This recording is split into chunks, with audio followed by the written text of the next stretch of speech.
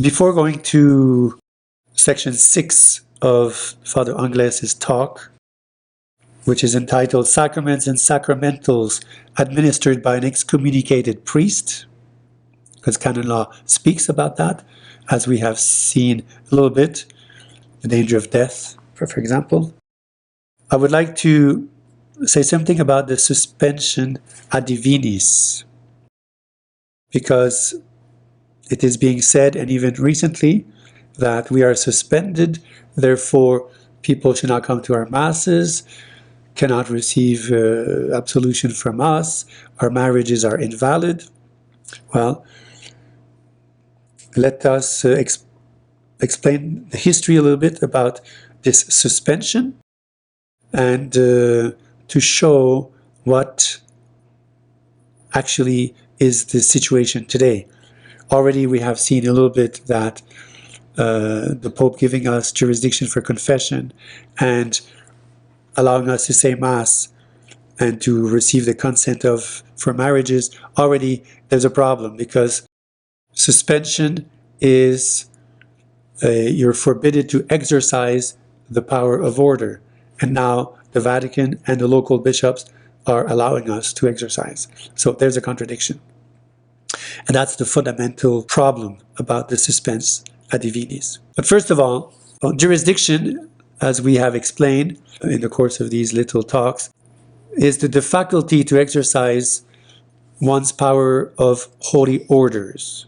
So jurisdiction we can apply, for the salvation of souls, we are validly ordained, and we can provide the sacraments. And this jurisdiction is necessary for many acts of the priestly ministry. And as we are seeing, the jurisdiction can come from different reasons. Now, a suspens a divinis, it's a particular type of penalty or censure in the church, removes the faculty to exercise one's power of holy orders. So we need to understand a little bit of history, because to say that society priests are suspended, therefore their confession and marriages are invalid, is a very quick statement, disregarding history, past history of the 1970s, and also contemporary facts, contemporary history.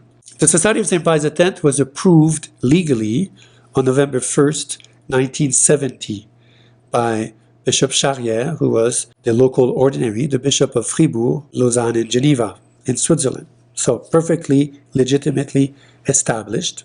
On the following February of 1971, Cardinal Wright of the Vatican praised the society, which is an important letter. That's an important document. It is considered, Archbishop Lefebvre considered it as a decretum laudis, which is a decree of praise, which is normal and which adds to the legitimacy or the authority of a religious congregation. In 71 or 72, the Vatican allowed some priests who are not of the society to be incardinated in the society. As you know, a priest must belong either to a diocese or a religious community, religious congregation. And so here was Rome allowing a priest, one of them was a Cistercian, to be allowed to be incardinated in the society, which is very important, which shows in the eyes of Rome that we are a normal religious congregation. 1972, 73, 74, the new Mass is coming in, and Mass centers, little pockets of resistance are springing up all over the world to keep the old Mass. The society is growing. Archbishop Lefebvre is traveling around the world to strengthen the faithful who ask for his help, who ask to see clear what's going on. And the society gets known all over the world. We get vocations from all over the world. And we come to 1976, which we call it in the history of the society, the hot summer. At the consistory allocution of May 24th, 1976, I spoke of that in my talk on obedience. Paul VI spoke very harshly about Archbishop Lefebvre. So that was May 76. On June 12, 1976, Monsignor Benelli wrote a letter to the Apostolic Nuncio in Bern, where he's asking him to hand over a letter to Archbishop Lefebvre, a special letter from the Pope. But I just want to give you the key element of this letter. So Monsignor Benelli says in the letter, Paul VI has said repeatedly, and now says again, that he is ready to receive Archbishop Lefebvre, so to receive him in the Vatican for an audience, as soon as he has given public testimony of his obedience to the present successor of St. Peter and of his acceptance of Vatican II Council. June 22nd, Archbishop Lefebvre writes to Paul VI, and the key paragraph is, "The trouble and the confusion spread in the Church these last years, which Your Holiness denounces in your last discourse, the consistory," so that's the May 24th discourse, "are precisely the reason for the serious reserves I make about the perilous adaptation of the Church to the modern world." So the Archbishop gives the core reason of his position. There's problems in the Church that seeks to adapt to the modern world. There's major problems. And the Holy Father sees that, and I see it too, says Archbishop Lefebvre. So this letter is June 22nd. By the way, you find these documents in Apologia pro Marcel Lefebvre, Volume 1, by Michael Davies. And then we have this letter of June 25, 76, letter from Monsignor Benelli. And here's a very important sentence in this letter. So this is a canonical warning. We call it a canonical monition. What is it? Well, you have been informed in the name of the Pope to abstain now from conferring any orders. So do not ordain these young men on June 29th, 4 days later. Être suspens à divinis pour un évêque, c'est une chose grave, une chose très pénible. Comment peut-on supporter une chose comme celle-là, sinon pour des raisons excessivement graves? Do not use as a pretext the confused state of the seminarians who are to be ordained. This is just the opportunity to explain to them and to their families that you cannot ordain them to the service of the Church against the will of the Supreme Pastor of the Church. Pour des raisons excessivement graves. Et oui, les raisons de notre attitude et de votre attitude sont des raisons graves. C'est la défense de notre foi. There is nothing desperate in their case. If they have goodwill and are seriously prepared for a presbyteral ministry in genuine fidelity to the conciliar Church. And here we have it. The only priests acceptable to the Vatican are priests prepared to make an act of genuine fidelity to the conciliar Church. Je fais une œuvre tout à fait semblable à celle que j'ai accomplie pendant 30 années. We are not the one making this distinction between the Catholic Church and the Eternal Church and the Church of Vatican II.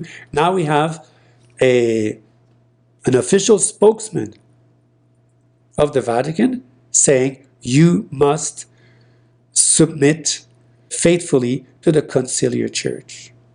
And in the next line he says, Monsignor Benelli says, those responsible, so in other words, the director of the seminary and Archbishop Lefebvre, will find the best solutions for them, the seminarians, but they must begin with an act of obedience to the Church. But he has just said that is the conciliar Church. And it's after this that he says, if you don't do this, you will incur, the one who ordains them will incur suspension for a year. In other words, you'll be forbidden to ordain. And those who will be ordained, they will also be irregular. They will incurs irregularity. So that letter makes it very clear. The reason here of not ordaining priests, this is very clear. Archbishop Lefebvre must accept Vatican II if he is to continue to make priests. The issue is really the conciliar church. In a sermon of June 29th, 1976, a beautiful sermon, which I encourage you to read. I quoted some of it in my little talk on obedience. The conciliar church teaching is summarized in the new Mass. So it's really the question of the Mass. The new Mass is the fruit, it's the means of making people accept the teaching of the conciliar church. And Archbishop Lefebvre said, well, this new Mass is not binding, and it's the sign of a different church. So the Archbishop went ahead, did the ordination on June 29th. On the 6th of July, Cardinal Baggio sent a letter in the name of the Pope. It was a monition where he said, I implore you to change your attitude, to ask pardon humbly of the Holy Father, and to repair the spiritual damage inflicted on the young men ordained and the scandal caused to the people of God.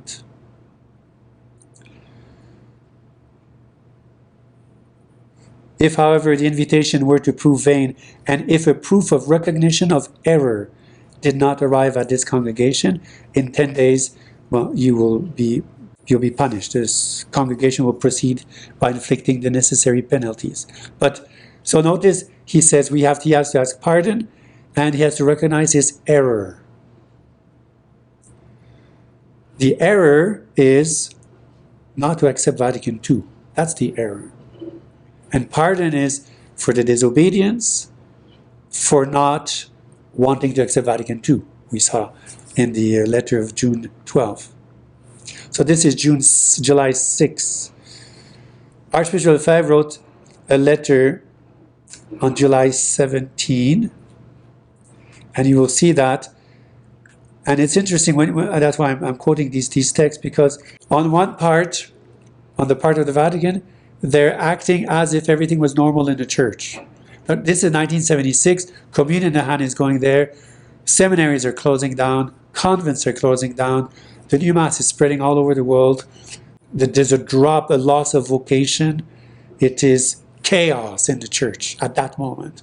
So, and they're insisting on the letter of the law.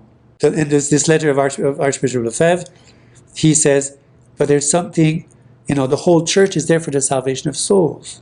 Let me read you this letter to you. Most Holy Father, all access permitting me to reach your holiness being forbidden me. See, he wanted to talk to the Pope, but he was not allowed. You'll be allowed to talk to the Pope only when you accept Vatican II.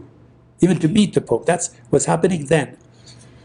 May God grant that this letter reaches you to express to you my feelings of profound veneration, and at the same time to state to you, with an urgent prayer, the object of our most ardent desires, which seem, alas, to be a subject of dispute between the Holy See and numerous faithful Catholics.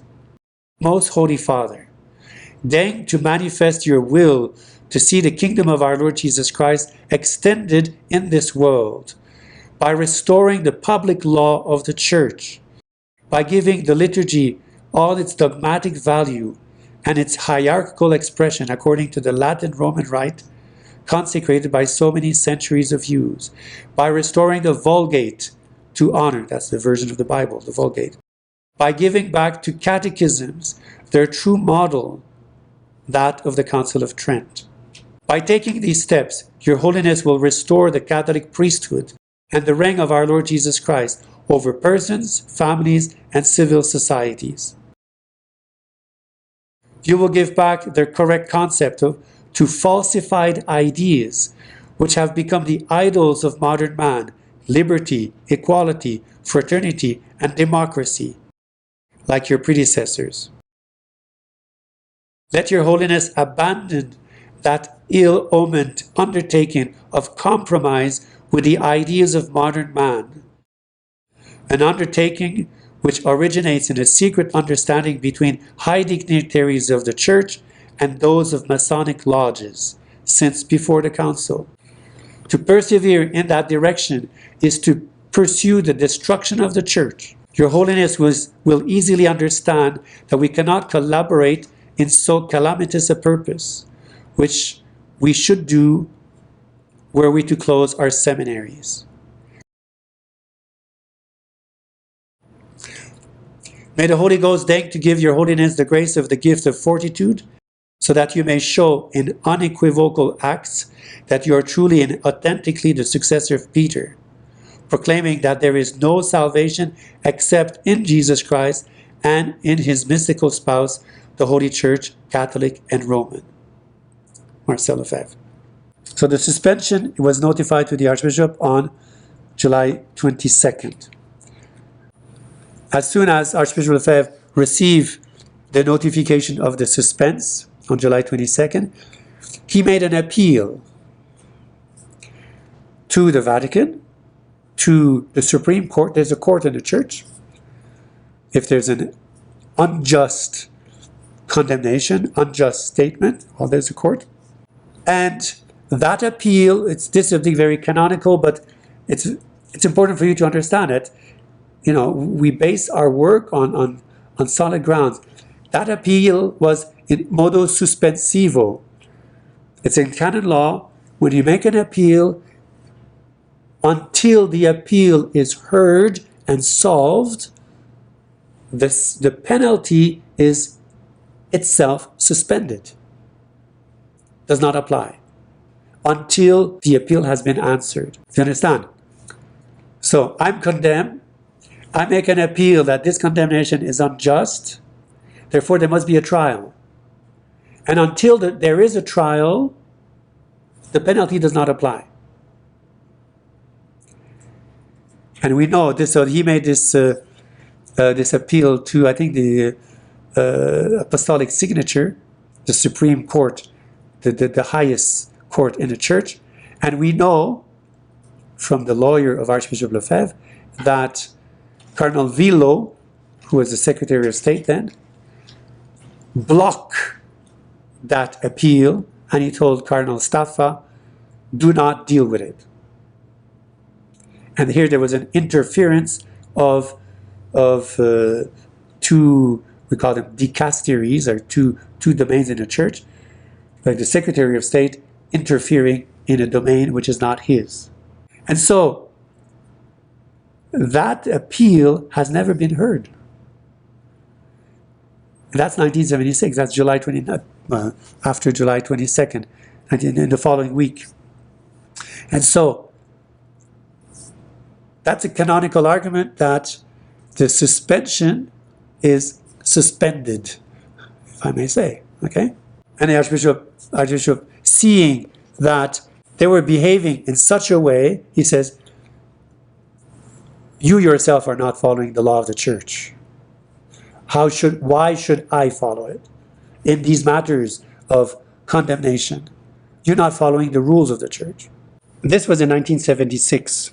But we come to 1987 on December 8th.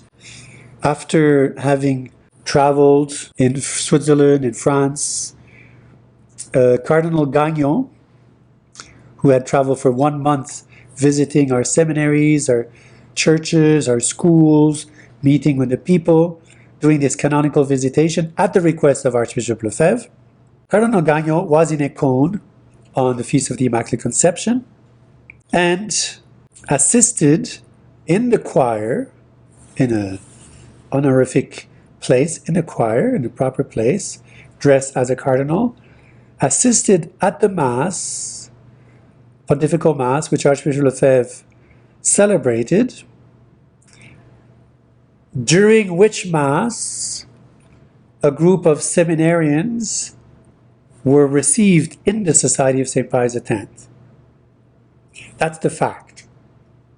Here's a cardinal sent by the Pope attending the Mass of Archbishop Lefebvre, and it's on December 8th that in the Society of St. Pius X we become members of the Society. Now, there's great questions here, because here's the official representative of the Pope, not just in the crowd, but in front, assisting at the Mass of Archbishop Lefebvre, who's not allowed to say the Mass. According to the law, he's suspended. He's not allowed to say the Mass. And here's the Cardinal assisting at Mass in the name of the Pope. And I should also say that he has traveled in our churches in the previous month, and he himself said Mass in our churches. He said Mass, I think, in St. Nicholas, in different places. So number one, he officially attended the Mass of somebody who's not allowed to say the Mass. It's an indirect way of saying, well, we're not considering this penalty. And secondly, during this Mass, a group of seminarians entered the Society of St. Pius X, which, according to the letter of the law, does not exist. So here's the representative of the Pope doing these two things, which is quite unusual. And not only that, in the meal that followed, he was praising Archbishop Lefebvre, and he even signed the Golden Book of the Seminary, in which he said, and here's the quote, "May God bless the good work being done in this seminary." So he's praising what we're doing. A few months later, at the consecration of bishops on June 30th, Archbishop Lefebvre made a reference to that publicly in his sermon, where he said, while in 1974-75 we were condemned, 13 years later, in 1988, now we are praised, and we haven't changed anything. We are praised for having done that for which we were condemned. And so he says, today we're consecrating bishops, we will be condemned, but maybe in some years, Rome will praise us for having done so. What people need to understand is that there's a lot of contradictions happening. And we have witnessed this, Archbishop Lefebvre has witnessed this from the early days of this struggle. I move on to 2009, when Pope Benedict withdrew the excommunication, January 21st. He withdrew the excommunication and all the penalties attached to it. In a subsequent document in March, the Pope explained a little bit more, clarified a little bit more in a document to the bishops of the world, saying that we were, although we were not excommunicated, we're still not in full communion. Now, this expression, being in communion or full communion, is something very modern. Either you're Catholic or you're not Catholic. And because they will apply the same expression to the Protestant, to non-Catholic groups. And so this full communion means what? Well, because you don't accept Vatican II. That's the reason. We don't agree on everything. The new Mass and Vatican II, it always goes back to that. So, as we have said, this Vatican II is not binding, it's a pastoral council, it's not a dogma. Therefore, if it's not infallible, you may refuse it, by definition. So, are we suspended? In 2015, Pope Francis, at the occasion of the Year of Mercy, granted the society priests the power to hear confessions. And in 2016, he extended indefinitely this power, which is something rather strange. So he is giving us ordinary jurisdiction to hear confessions. So nobody can come and say their confessions are invalid because they're suspended. The Pope is above the bishops, and the Pope can give directly to the priests certain faculties, and that's what he did. And in 2017, asked the bishops to facilitate our marriages and to give us jurisdiction for marriages, which many bishops have done. So, to summarize this question of the suspension, It is absurd to pretend that we are suspended, we are under a canonical censure, when the Pope himself gives us the power of jurisdiction for confession and asks the bishops to give us jurisdiction for marriages. And when the Congregation of the Doctrine of the Faith determines that we will be the ones celebrating the Mass in these marriages.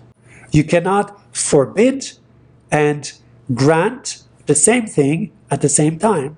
A suspension is an interdiction to exercise the power of holy orders by the ecclesiastical authority. If it existed, it would have been withdrawn by the acts of the Pope, which are not only incompatible with a suspense, but directly contrary to the very essence of a suspense. And there's this contradiction we spoke about. We have to say one more thing. There is no actual decree of explicit suspension. So there's no more decrees that we are suspended. Whilst there are recent pontifical documents to the contrary. And so any honest interpretation of the law must answer negatively to the question, are we suspended or not? The answer is no. There may be, as I said, there's no actual decree of explicit suspension, but there are actual documents of popes, recent, that show that we are not. And I think that's the answer to the question of suspension. We have official documents and explicit coming directly from the Pope, delegating us some jurisdiction. On July 29th, the Archbishop wrote some reflections about this suspensa divinis. Seigneur me demandera, qu'as-tu fait de ton épiscopat, qu'as-tu fait de ta grâce épiscopale et sacerdotale? Je ne puis pas entendre de la bouche du Seigneur, tu as contribué à détruire l'Église avec les autres. I don't have the English text, so I will translate it from the French. It is entitled, Some Reflections about the Suspensa Divinis. It certainly is a grave problem, and a lot of ink will flow because of this, even if I would die, if I come to die, to disappear from the church, the militant church. What is this suspension in reality? It deprives me of the inherent right of the priest, and even more of the bishop, to celebrate the Holy Mass, to confer the sacraments, and to preach in consecrated place. That's a suspension, right? He continues. So, because I refuse precisely from their institution these novelties, now I am forbidden officially to use them. It is because I refuse the new Mass that they are depriving me from saying it. Je fais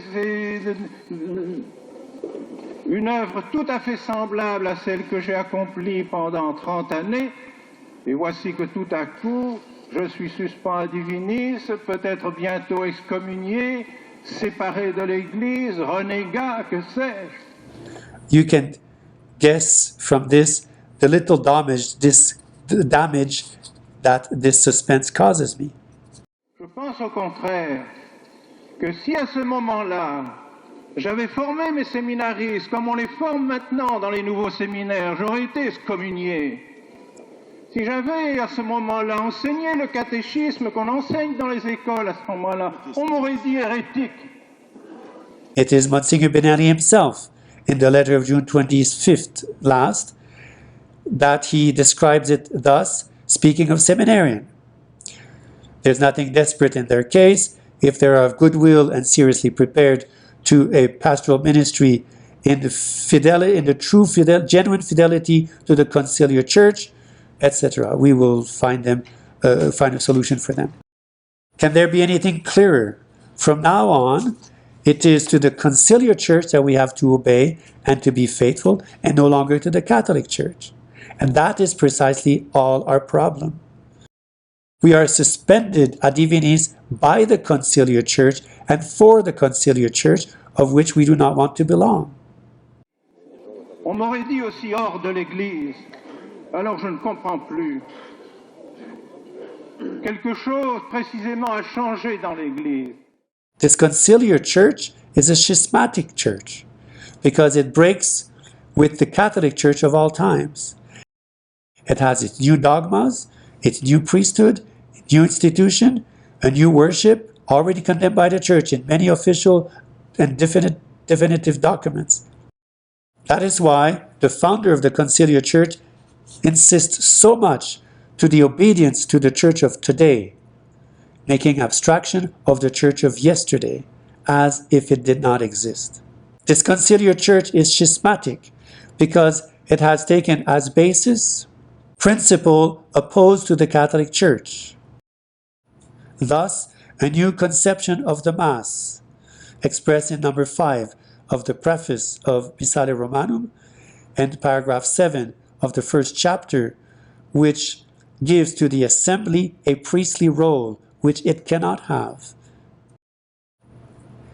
Thus also a natural right, natural, therefore divine, it comes from God, of all person and of all group of persons to religious freedom. This right to religious freedom is a blasphemy because it is to give to God intentions which destroys his majesty, his glory, his kingship. This right implies freedom of conscience, freedom of thought, and all the Masonic freedoms. The church that states such errors is at the same time schismatic and heretic. The conciliar church is therefore not Catholic. In the measure where the Pope, the bishops, the priests, the faithful adhere to this new church, they separate themselves from the Catholic Church. The church today is the true church in the measure in which it continues and makes one body with the church of yesterday and of all times. The norm of the Catholic faith is tradition. So the request of His Excellency Monsignor Benelli is very enlightening. Submission to the conciliar church, to the Church of Vatican II, to a schismatic church. For us, we persevere in the Catholic Church with the grace of our Lord Jesus Christ and the intercession of the Blessed Virgin Mary. Marcel Lefebvre, Écône, July 29, 1976. You find this French text in the French website of the Society, La Porte Latine.